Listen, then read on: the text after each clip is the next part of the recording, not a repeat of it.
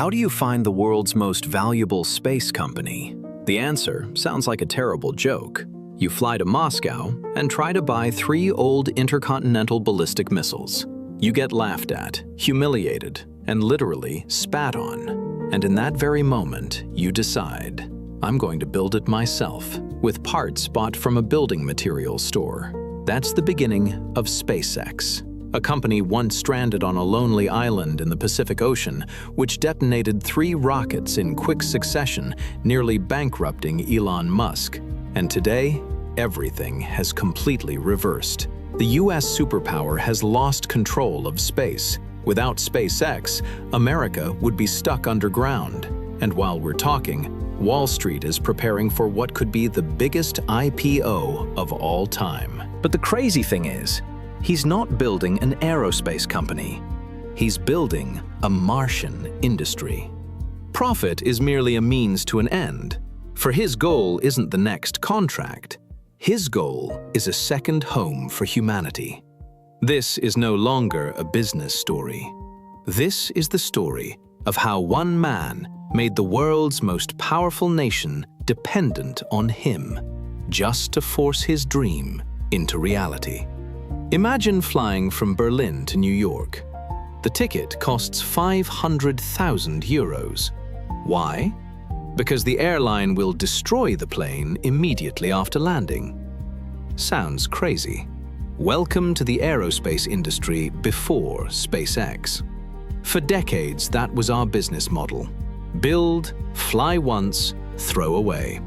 And it was in that stagnant world that a man appeared with a plan so crazy that nobody took it seriously. He wanted to launch a small greenhouse with a plant onto Mars, just to make humanity dream again.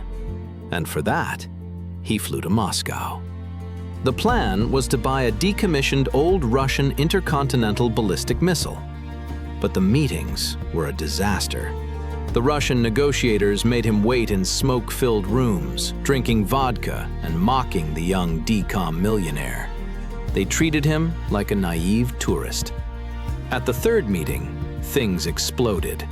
Musk believed he could negotiate and offered $8 million for 2 missiles.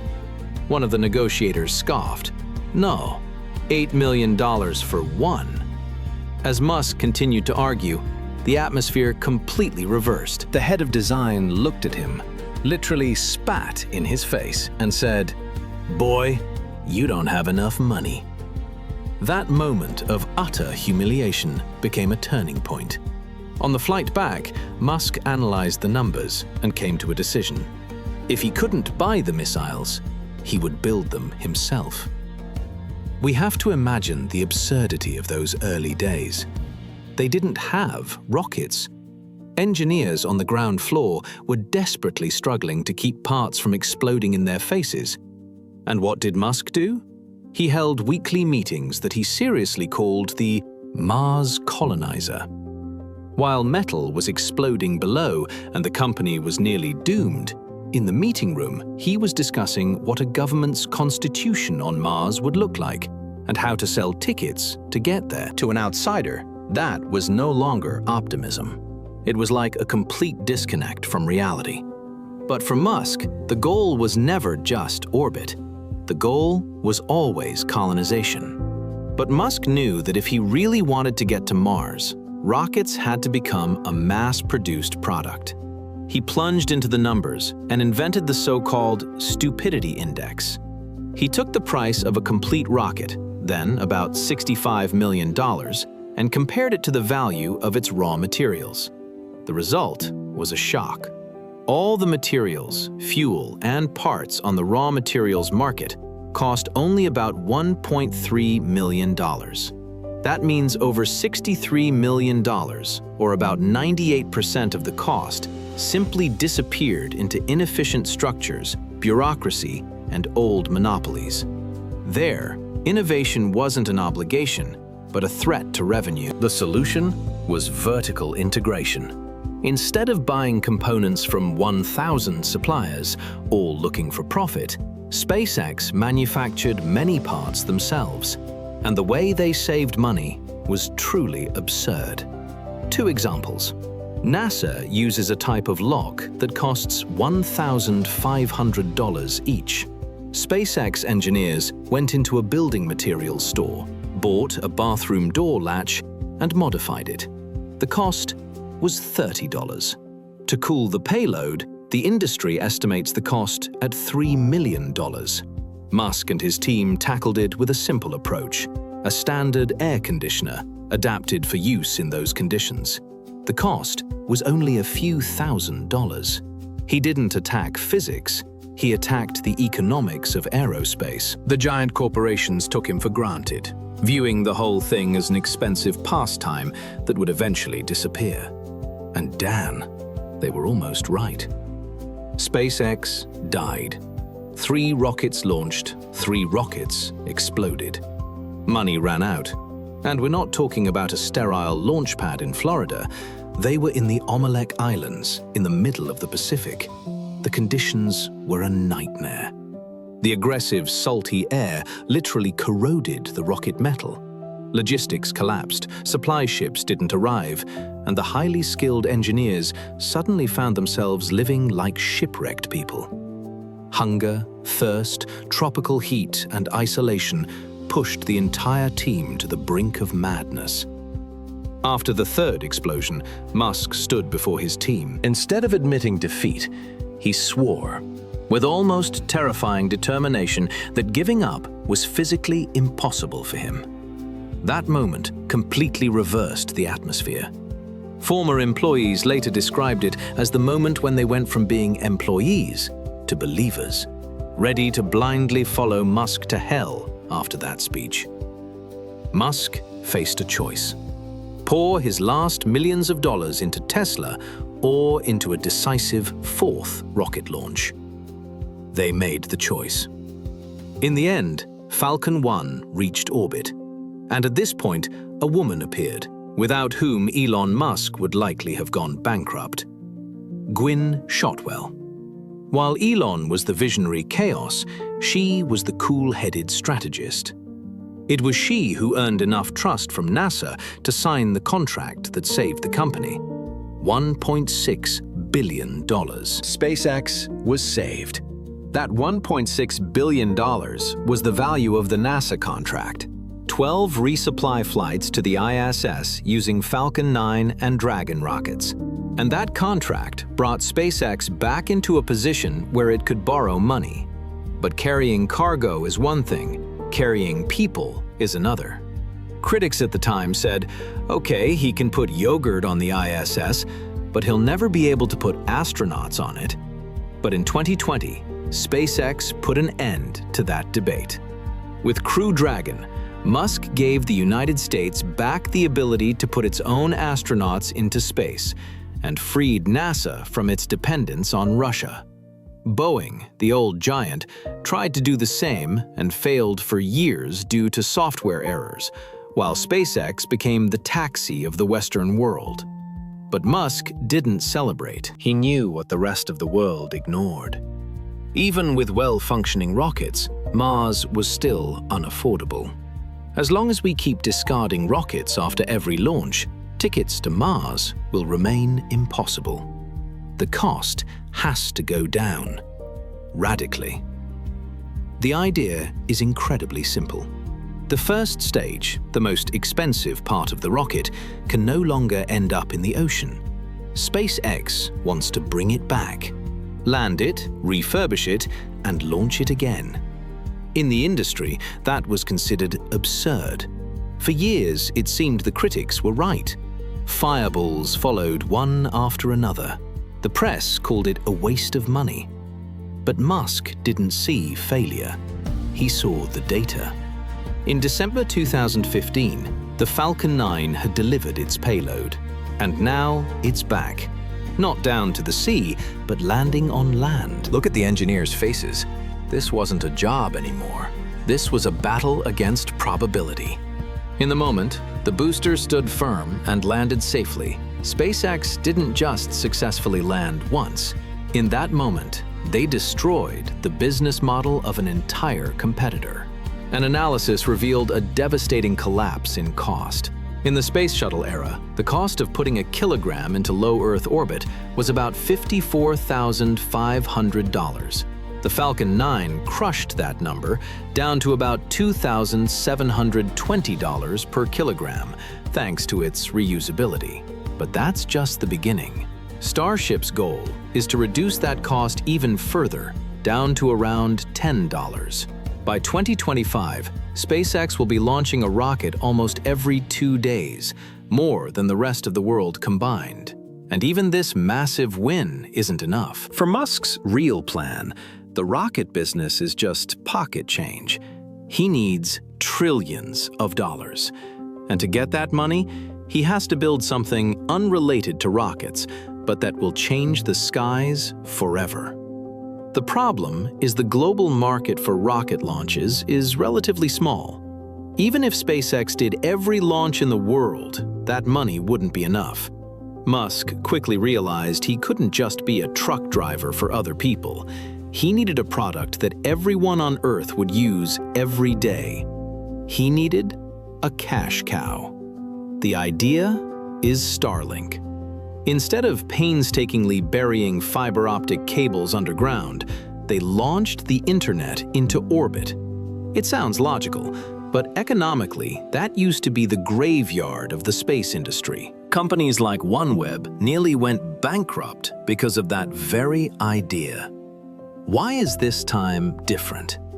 Because SpaceX has an unfair advantage. They don't pay anyone to launch the satellites into orbit. They own the rockets. SpaceX launches the satellites at its own cost, while competitors pay full market prices. The numbers are absurd. Throughout human history, from Sputnik in 1957 until before SpaceX, approximately 9,000 objects were launched into space. SpaceX alone launched tens of thousands. And here lies a ticking time bomb that almost no one talks about. Because orbit isn't empty space. It's a highway without police. And SpaceX is turning it into a megacity. The problem is called space debris, and the real horror behind it has a name: Kessler syndrome. Imagine a single collision creating thousands of pieces of debris. Those pieces hit other satellites, creating more debris, and suddenly you have a chain reaction that fills Earth's low orbit to the point where launches become a lottery or even impossible. Not because they're too expensive, but because we're destroying the sky ourselves. According to the ESA, there are currently about 50,000 pieces of debris larger than 10 centimeters in orbit. And now, consider the same business logic. Starlink is Musk's money-making machine. Over 9 million people have used it, and the numbers are skyrocketing. According to reports, SpaceX's revenue has soared to a staggering $15 billion annually. But here's where the story takes a dark turn. Whoever controls the internet controls the media. And whoever controls the media controls war. When Russia attacked Ukraine and its infrastructure was subjected to cyber attacks, Starlink was the only thing keeping Ukraine's defenses online. Suddenly, Elon Musk is a private individual, unelected, not accountable to voters, yet one of the world's most important geopolitical actors. He can decide where there's internet and where there isn't. Starlink is no longer just Netflix in the jungle. It's critical military infrastructure. SpaceX understood that this was dangerous for both business and politics. The solution was a brand new approach: Starshield, a highly secure, separate satellite network dedicated to the US military and intelligence agencies. Through this, Musk separated the business. Starlink for you and me, Starshield for war. A brilliant move to secure billions of dollars from the Pentagon without damaging the civilian brand. But Musk has a plan for the next move. He wants to realize that value. We're in 2026. On Wall Street, registrations are piling up. Experts are convinced this will be the biggest IPO of all time. Why is Musk doing this? He needs liquidity for Mars and for new ideas like space-based data centers, cooled by space and powered by inexhaustible solar energy. This IPO is war fund for the conquest of Mars. But there's a key point here. Investors aren't buying shares, they're betting on the future. And that future depends on a physics problem. To justify the $1.5 trillion valuation, Starlink must continue to grow. And to do that, Musk needs new V3 satellites. The problem is, they're too heavy for the Falcon 9 to carry. SpaceX has cornered itself. They built the world's most valuable startup, but they don't have a truck big enough to transport the cargo. They need a monster, a steel ship as tall as a skyscraper. Introducing Starship, the largest and most powerful flying object humanity has ever built. To understand its scale, this thing is taller than the Saturn V, the rocket that took us to the moon. When its 33 Raptor engines fire, they burn more than 20 tons of fuel per second. That means an Olympic swimming pool full of fuel would be emptied in less than 2 minutes. But the crazy thing isn't the size, it's the material. In high tech, you use carbon fiber or ultralight aluminum. Expensive, sensitive. Musk built it with stainless steel. Yes, the same material you use for your kitchen sink. Why? Because carbon fiber costs $130 per kilogram. Steel is only about $4. Experts shook their heads. That stuff is too heavy. It will never fly. Musk bet the opposite. Steel withstands heat better upon re-entry into the atmosphere, and most importantly, can be welded on Mars. And there's one detail that competitors overlooked: fuel. Everyone else flies on hydrogen or kerosene. Starship flies on methane. Not because it's more efficient, but because methane can be produced from the Martian atmosphere. Musk isn't building a rocket for a one-way trip. He's building a flying gas station. Starship is the first spacecraft that can produce its own fuel for the return journey right on the spot.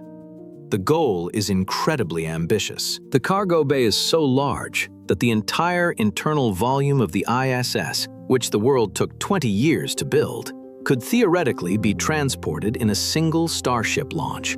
And Musk doesn't want to build one. He plans for a super factory that can produce one Starship every 72 hours. But Musk is under immense pressure, enormous pressure. Because before reaching Mars, there's an intermediate stop that will settle everything: the Moon. NASA has a backstop. They want to go back to the Moon. And guess who they've hired? Not Boeing, but SpaceX. The program is called Artemis. NASA has staked its entire reputation on this spacecraft. If Starship fails to fly, not only will Musk be humiliated, but America as a whole will be in the eyes of the world. The Moon was a paid dress rehearsal, and the deadline is ticking. The development of Starship wasn't a cautious, lab-based process. It was a race against time. With each explosion, they learned faster than any simulation. And then came Mechazilla. The rocket returned to the launch pad and would be caught mid-air by giant arms called chopsticks. For years, that was considered impossible, a science fiction fantasy. But then, October 2024 arrived. The world watched live. Booster plummeted from the sky. Fire engulfed it. It aimed straight at the tower. And then, chopsticks snapped. The arms closed. No explosion, no collision. It hung safely in Mechazilla's arms. It looked like a glitch in the Matrix, but it was real. In that moment, SpaceX proved the system worked. Booster was back in the tower. The biggest hurdle had been overcome toward the real goal: refueling and relaunching in less than an hour. If that becomes standard practice, the cost per kilogram in space will drop from thousands of dollars to just $10. Do you understand what that means? If Starship is mass-produced, space travel will be as cheap as a plane ticket. We could move heavy industry into orbit, asteroid mining, cities on Mars. But until mass production, there's still a long way to go. If the next generation of Starlink satellites isn't launched en masse soon, the business model will be under pressure. Musk is betting the very existence of his company, not for money. He's already the richest man in the world.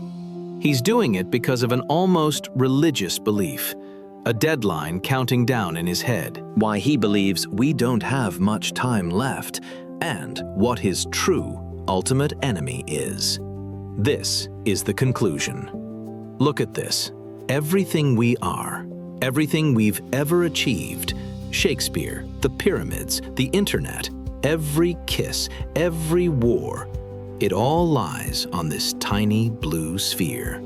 And that's a problem in the language of information technology. Humanity has no backup. We are living in an anomaly. The present is peaceful, but history shows that doesn't last. An asteroid, a supervolcano, a nuclear war, or an out-of-control artificial intelligence. The probability of us self-destructing or being destroyed is not zero. As long as we remain on Earth, we are a single point of error. If Earth collapses, humanity will disappear forever. Musk's greatest fear isn't SpaceX going bankrupt. His fear is that the window to Mars will close before we can even step through. We've always believed that technology automatically moves forward, but civilizations rise and fall. Right now, we have the technology and the wealth to make that leap. Maybe we have that window of opportunity in 100 years, maybe only 10 years. Nobody knows. That's the reason for this frantic rush. That's why he sleeps in the factory. He's working against time. And we mustn't forget one factor. SpaceX isn't alone. The competition is no longer Boeing or Lockheed Martin. They are the past. The new competitor is China. They've copied the Starship design almost down to the smallest detail. They have national will and unlimited resources. If SpaceX stumbles, if Starship fails, the first language on Mars might not be English. But this isn't just fear. This is inspiration. Imagine a future where you look up at the night sky and know there are people, friends, family. A future where we are not just inhabitants of Earth, but citizens of the solar system. That's SpaceX's sales pitch. It's the craziest business plan of all time, selling hope. So what is SpaceX really? Not a logistics company, not a satellite operator. It's a single company's attempt to force the evolution of life. They've broken the old industry cartel, beaten the physics of cost, built a global money-making machine, and with Starship, made the impossible the normal.